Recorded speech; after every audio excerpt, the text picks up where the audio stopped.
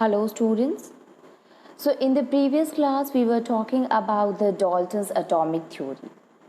In a Dalton's atomic theory we studied that Dalton he has given some of the postulates, he explained the postulates which that postulates is basically explaining the nature of the matter. Okay, so Dalton, the postulates he has given, he said that the matter which is present around us, basically these matter are made up of an extremely small particle, and that is known as atoms. Okay, it means the atom, it is the smallest particles smallest particle which take part in a chemical reaction. So all the material, all the matter basically consisting of a very small particle, and that we called as an atom. Now he also explained that atom is what? It is an indivisible particle. It means we cannot divide atom into the different subatomic particles. Okay, he also explained that atom basically if a one atom of or if a one element which consisting of a same type of a atom in it always have a similar properties, including that of the chemical or that of the physical property. He also said that if a two element is there, and then it will have a two different types of atoms also.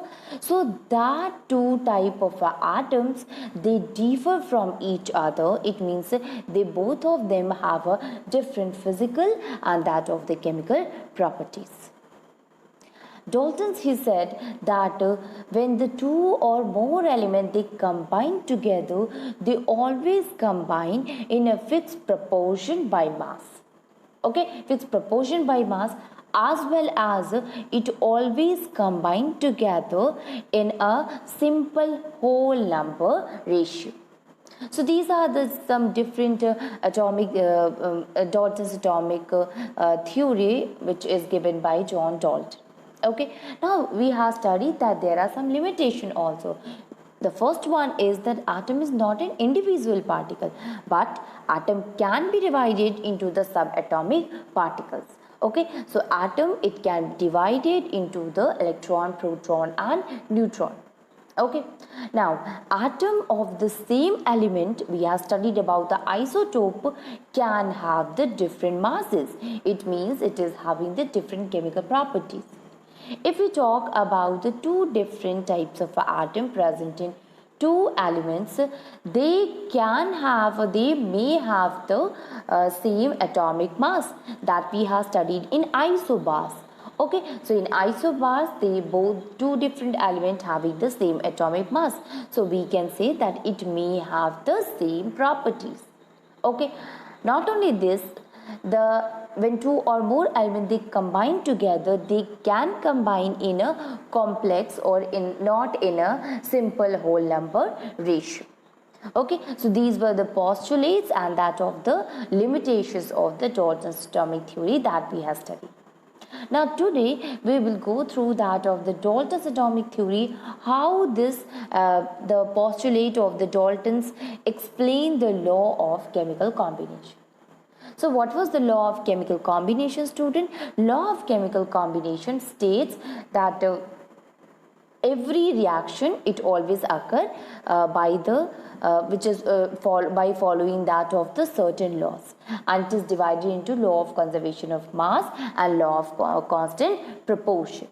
Let me remind you the law of conservation of mass. Law of conservation of mass says that matter cannot be created nor destroyed by any of the physical process.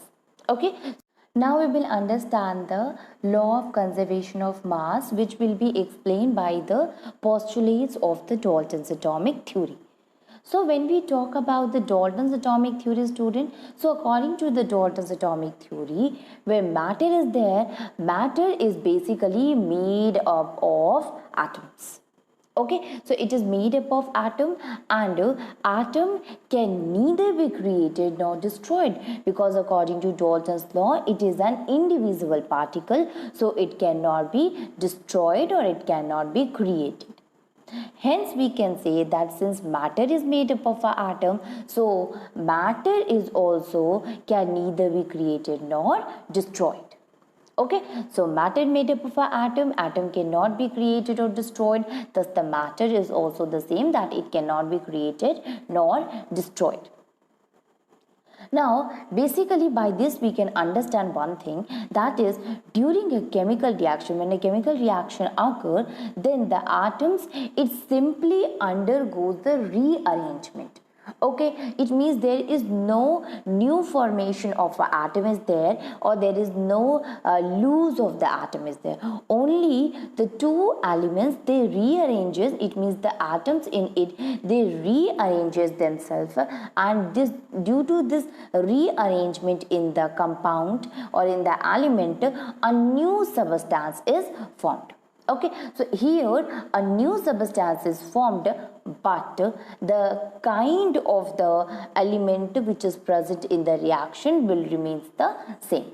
Okay, so here I want to explain you that whether this chemical reaction is there in which two elements they combine together and form a new product, there no new atom is formed or no atom get destroyed, but actually the atoms, it rearranged itself, it arranged itself so that it will take part in a chemical reaction properly. So there is only the rearrangement of the atom take place, and due to which a new substance is formed.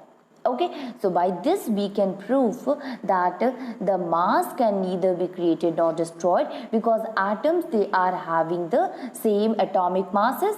So atoms, when in a chemical reaction, when it combine together, there is a rearrangement only, and it means the atoms remains the same, no new atom is formed in it. So if the atoms remains the same, the mass of the atom will remain the same. Thus, we can say that since atom cannot be created nor destroyed, the mass of the atom is also the same. So, we can say the mass can neither be created nor destroyed. Okay, only the rearrangement of the atom take place, due to which there is no change in the atomic mass, or there is no change in the mass. Okay, so this, by this postulate, that is matter can neither be created nor destroyed, we can explain the law of conservation of mass. In exam, whenever a question is asked that how can you explain the law of conservation of by that of the Dalton's atomic theory, you will write the postulate which proves, which says that atom can neither be created nor destroyed. Basically by that we can say that matter is also the same thing, and when they react, the atoms, when they react together, only rearrangement occur, and due to which the atoms remains the same, so the mass remains the same. Okay, now we will see the next one, and that is the law of a definite proportion. So how can we explain the law of a definite proportion, student? So you can see here in a Dalton's atomic theory, he explained that the number and the kind of an atom in a compound is fixed. Okay, so the kind of an atom and the number of an atom in a compound is fixed. It means compound, it is always made up of a same element. Okay, it means the compound is there, compound consisting of an atom, and if the number of atom is fixed, it means that it always having the same number of an element. Okay, and the number of the different element in a compound is fixed. This implies that the element it is the proportion by mass. Simply it is what, student, that compound, it is made up of an element consisting of an atom in it. An atom in a compound is the fixed.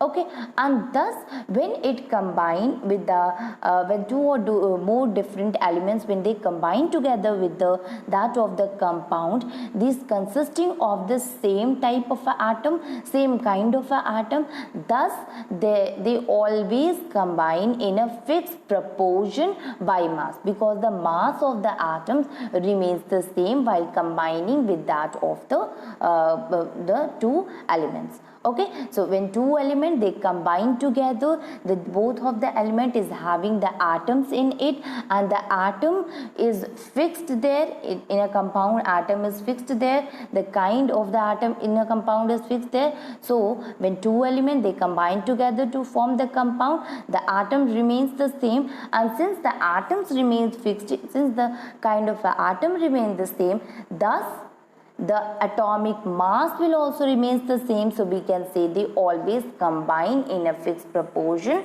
by mass.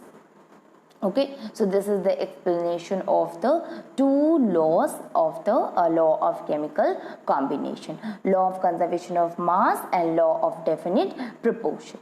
Okay, now we will see the atoms. Now we will understand about the atom.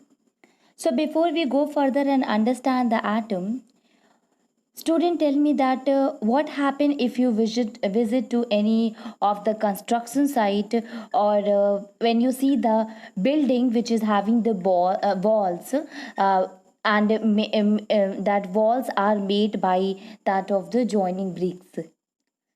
You will realize that the bricks are, they are the building blocks of the entire building. It means these bricks they join together to form the entire building. Okay, so bricks are what? This is the smallest unit which help in constructing the whole building.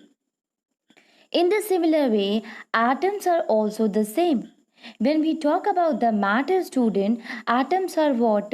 Atoms are the building block of all the matter.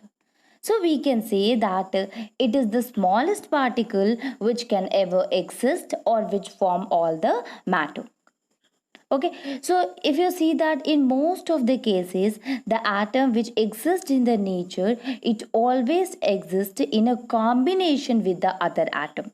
Okay, so we can say that atoms they combine together and then they form a matter.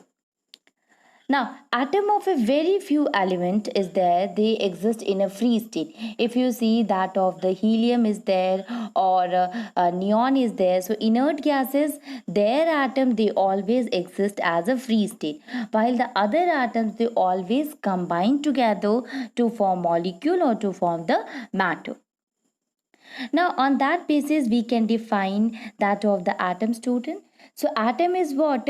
We can define atom is the smallest particle of the element that may or may not exist independently, and thus we can say that it is the smallest particle which take part in that of the chemical reaction, and thus it retain all its chemical properties. So atom is the smallest particle of the element that may not exist independently, but it retain all its chemical property, and thus it take part in a chemical reaction. Now, if we talk about that of the noble gases, like that of the helium is there, or neon is there, or argon is there, so all these elements they always exist independently, while the other element they exist in nature in a combined form. So you see, student, when we talk about the hydrogen, so in hydrogen what you will observe, hydrogen always exists as a hydrogen gas. It means one hydrogen atom combined with the other hydrogen atom to form the H2 gas. Okay, so hydrogen it exists as a hydrogen gas. If we talk about that of the oxygen, so oxygen also exists in a oxygen gas. Okay, so it is whether it is a oxygen or whether it is a hydrogen, these occur in nature in a combined form, while very few elements like that of the noble gases like helium or the neon or the argon, they always exist independently.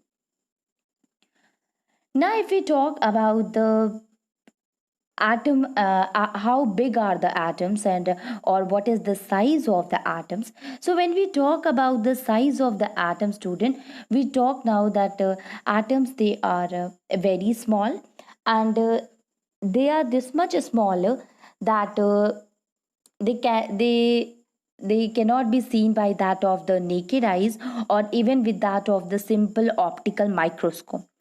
Okay, so their smallness which we can imagine in this way, that if million of the atoms, they are stacked together, they are combined together, you can see here they are combined together, even then also the thickness which is produced by the atoms when they stack together on one above the other, they then also they produces a very less thickness than that of a paper sheet. So if suppose today you take a paper sheet and then you take a layer of that of the atoms, then what do you find? You see that the thickness which is produced, so by this we can say that the thickness of the atom is very small.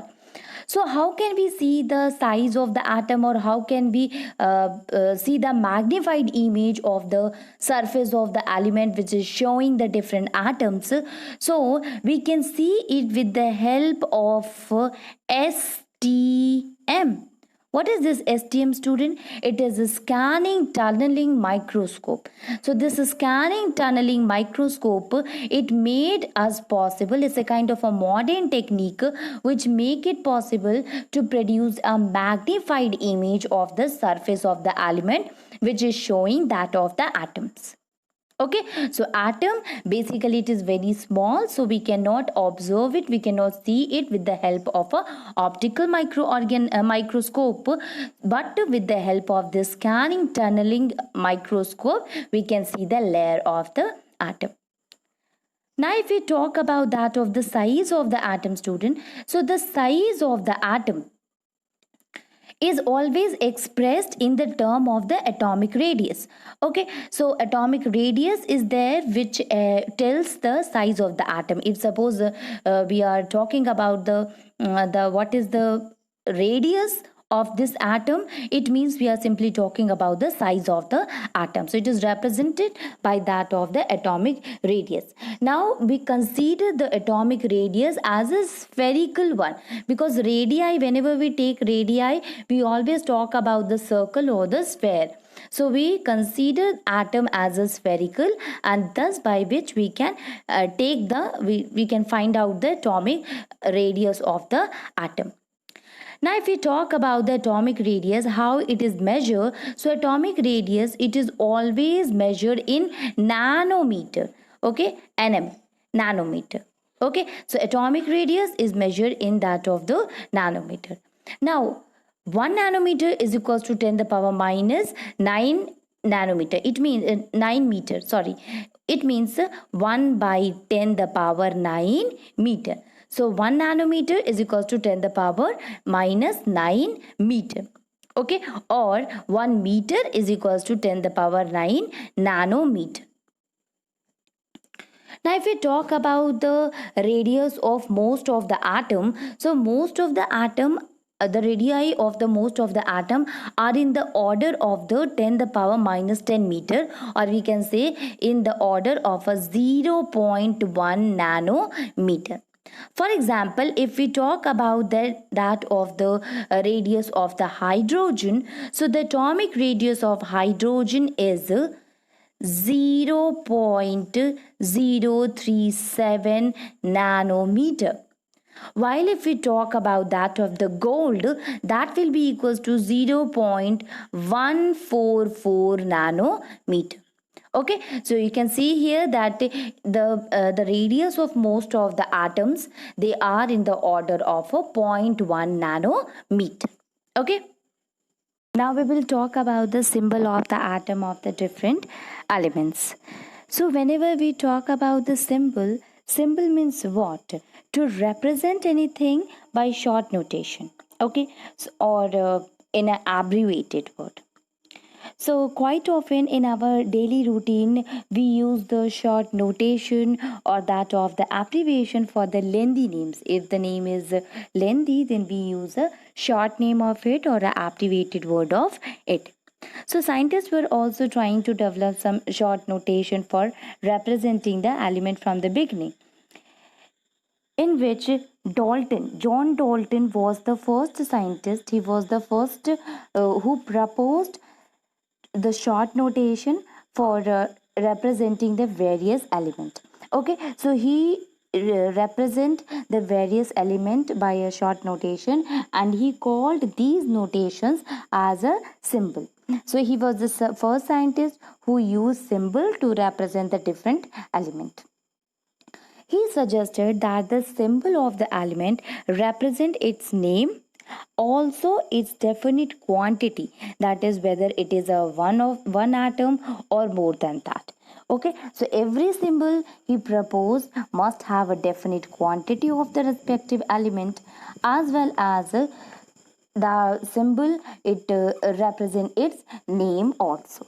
Okay, so he represents some of the symbol of the element which is given here. You can see for hydrogen he used this symbol, for carbon he used this symbol, that is a circle only. The same thing with the oxygen, a black circle is there. For sulfur he uses a circle with the cross is there. Iron, a circle is there with the I. Copper, a circle is there in which C is written. The lead, where the L is there, and sulfur S is there. So you can see these are the different symbols which is proposed by that of the John Dalton to represent the symbol of the element, which represent its quantity as well as it represent its name also. Okay, so this is the symbol of that of the Daltons. Now, if we talk about the modern symbol of the element, now why there is a need of a modern symbol of the element, student?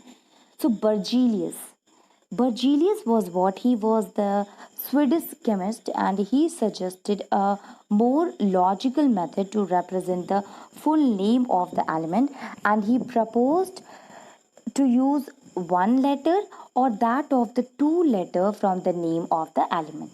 Okay, so Dalton's symbol of representing the different element was rejected or was having the limitations, since the figure, the diagram is not much convenient to learn the each and or to remind the each and every element. Okay, so you can see here these are the different types of a symbol represented by the Dalton. So it will be not very much convenient, since there is no relationship with that of the name and the quantity. Okay, that's why the Berzelius suggestion is accepted, that his idea of using the one or that of the two letter from the name of the element. Okay, so this idea of Berzelius, it forms the basis of the modern symbol of the element. So the symbol that we use today, it is because of the Berzelius. He has given this idea of taking the one or two letter of the particular element. For example, he said that if suppose a copper is there, okay, so copper, the name copper, it basically come from that of the place Cyprus. Okay, or Rutherfordium is there, which came from the name of the scientist, or Rutherford, the that of the Rutherford, and the name gold, it came from the English word which means the yellow color. So earlier, student, it was noticed that either the name which is given to that of the element is the name of the place from where they get discovered, or after the name of the scientist who discovered them, or on the basis of their properties. So the idea of the giving the name to that of the element, it basically involves the discoverer, the name of the discoverer who discovered it, the place where it get discovered, as well as in some of the cases the property of the element is expressed in the name. Okay, later IUPAC.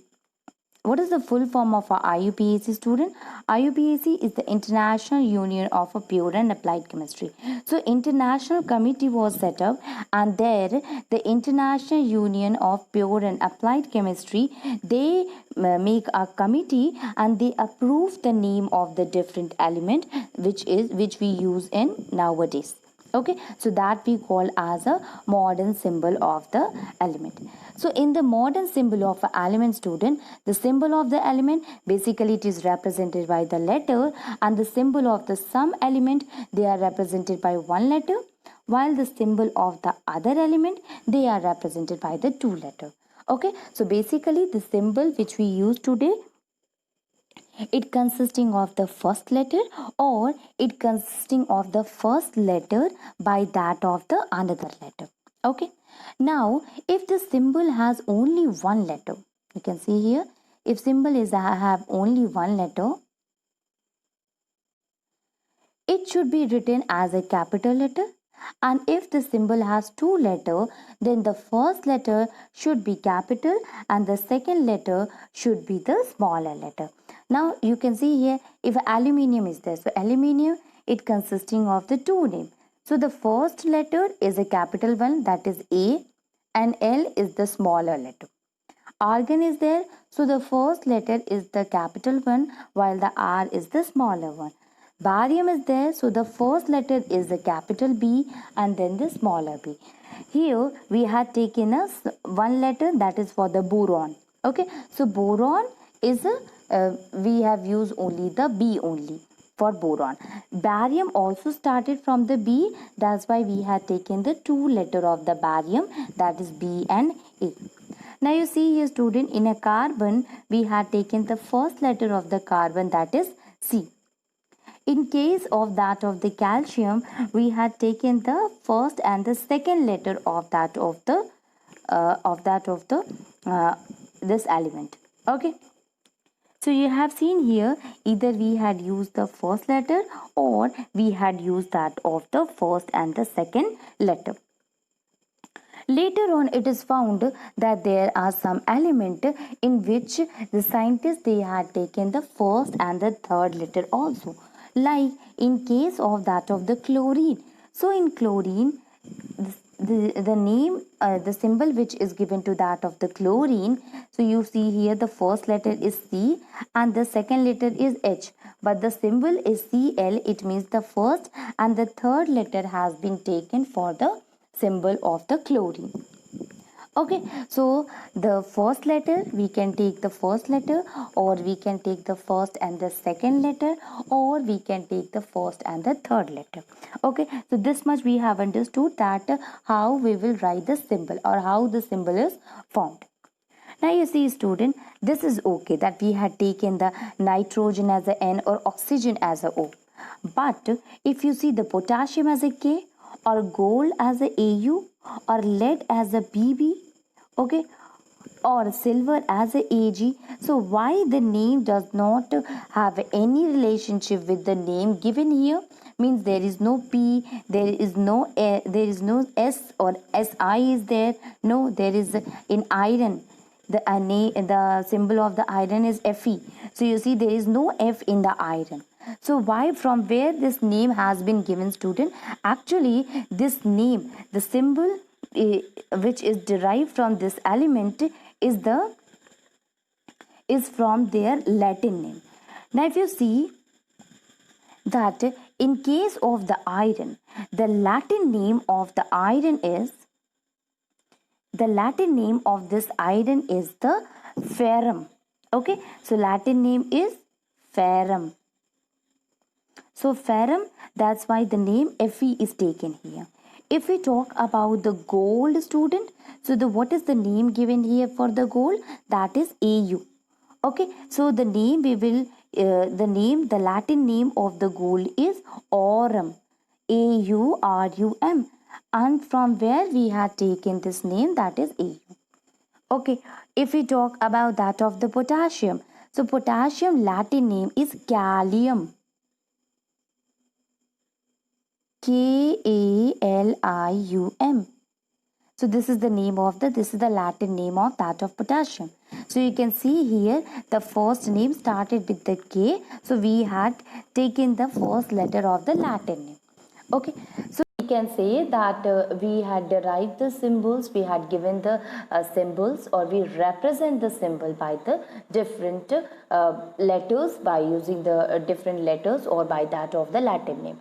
So here the first thing that we can do, that we take the first letter of that of the element. Okay, like that of like that of the boron is there, or a carbon is there, or a hydrogen is there, or a fluorine is there. So these are what we have taken the single letter, the first letter. The first letter, it should be in a capital letter. Second thing we can do, that either we take the first and the second letter of that particular element. Like in case of aluminium, A and small l is there. In case of a barium is there. In case of argon is there. In case of calcium is there. So here we have taken the first letter and the second letter. First letter should be in a capital letter. Second letter, it should be a small letter. Okay.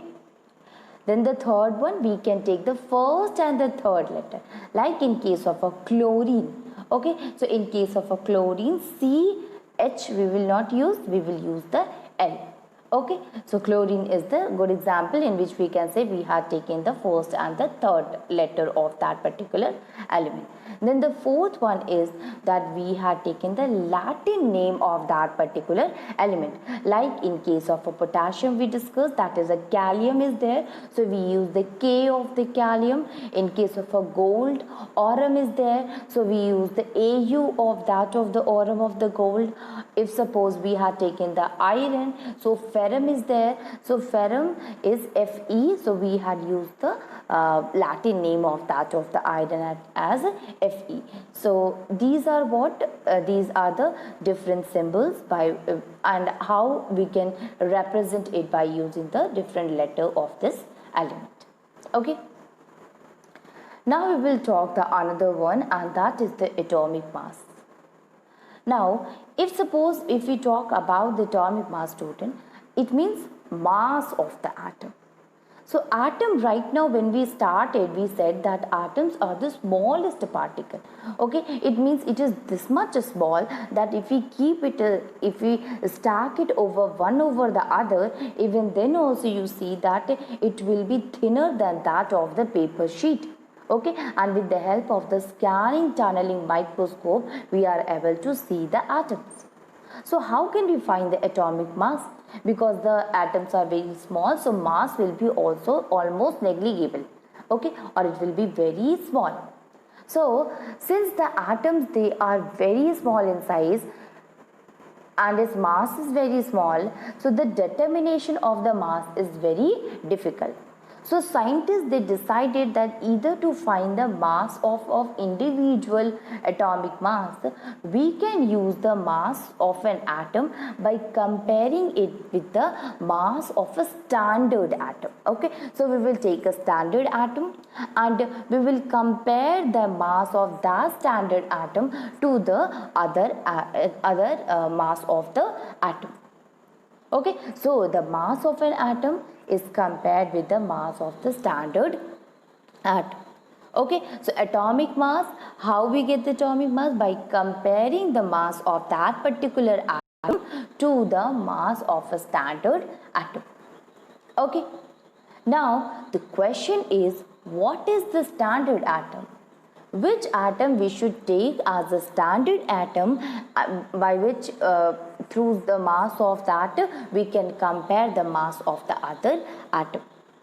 So the first one which came into the knowledge to that of the scientist, that is they should take a hydrogen. Why hydrogen, student? Because hydrogen is a light element. Hydrogen atomic mass is 1. Okay, and that's why it will be very easy to compare the mass of the hydrogen to that of the atomic mass of the other atoms.